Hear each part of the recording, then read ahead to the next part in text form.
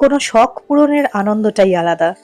একটু বড় মাপের পিতলের মা লক্ষ্মী কিনবো যাতে সুন্দর করে শাড়ি পরাতে পারি, যাতে কানের দুল, হার, নাকের নথ, মাথায় টিকলি পরিয়ে সুন্দর করে সাজাতে পারি। এই শখটা আমার অনেক দিনের ছিল।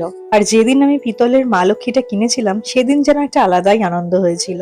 শখের দাম তো লাখ টাকা, তবে লাখ টাকার শখের জিনিস পূরণ করতে না পারলেও সাধ্যের মধ্যে যেগুলো আমার শখ সেগুলো অবশ্যই চেষ্টা করি পূরণ করার। আর এমন অনেক শখের জিনিস থাকে যেগুলো সময় চলে গেলে আর কোনো মূল্য থাকে না। ঠিক যেমন আমার ছেলে এখন বলে আমাকে, মানে টিভিতে যেমন দেখে যে দোতলা বেড, নিচে সুন্দর করে বেশ স্টাডি টেবিল করা, চেয়ার আছে, এক পাশ দিয়ে সিঁড়ি উঠে যাচ্ছে উপরে বেড, আর এক পাশ দিয়ে স্লিপের মতন চড়তে পারছে, নামছে আর কি সেখান দিয়ে।